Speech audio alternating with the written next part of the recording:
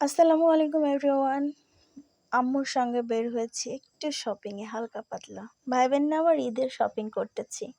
গরিব মানুষ, কোনো কিছু কেনাকাটা নেই। আনন্দে উল্লাসে গিয়েছি মার সঙ্গে।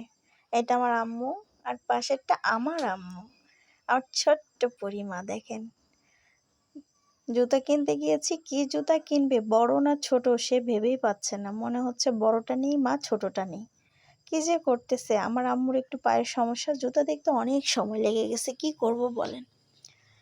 দেখতে আসি এইটা পরায় ওইটা পরায়, আমার আম্মুর কোনো কিছুই পছন্দ হচ্ছে না, কোনো কিছু পায়ে হয় না।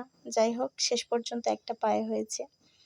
গিয়েছি মার জন্য জুতো কিনতে, কিন্তু মেয়ের জুতো তো ভীষণ পছন্দ, এইটা নিব ওইটা নিব সেইটা নিব। বড়ই নেই মা, একটু বড় হোক না কেন, কি সমস্যা? আমার মেয়ে আমাকে বলে বড়ই নেই মা। কোনো কিছু না, একটু পা তো একটু কয়দিন পরেই বড় হয়ে যাবে মা। যাই হোক, বেশ কয়েকটা দোকান ঘোরাঘুরি করার পর আমার মেয়ের একটা জুতো আমার ভীষণ পছন্দ হয়েছে। দেখেন, এই জুতোটা ভীষণ সুন্দর। যাই হোক, আমার মেয়েকে পরে বেশ সুন্দর দেখাচ্ছিল, এত সুন্দর।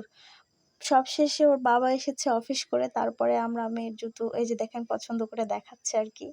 কি বলবো, তারপরে যাই হোক একটু নাস্তা টাস্তা করে নিলাম। অনেকক্ষণ আমরা এসেছি। আমার মেয়ে খাবে দই, ওই দোকানে দই নেই, কি যে অবস্থা। যাই হোক, পরে আবার আইসক্রিম কিনে দিয়েছি, সে খুব খুশি, ভীষণ খুশি। মুখটা দেখেন কেমন গোমরা মুখ করে আছে।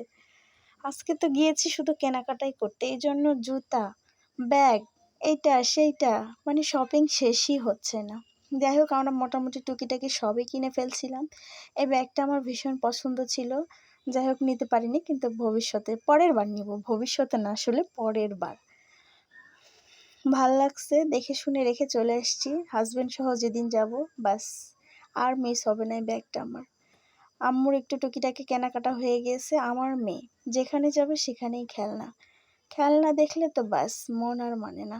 সবশেষে আমরা বাসায় চলে আসি, ভীষণ গরম ছিল, তারপরও আম্মুর সঙ্গে গিয়েছি, ভীষণ ভাল লাগছিল। আল্লাহ হাফেজ।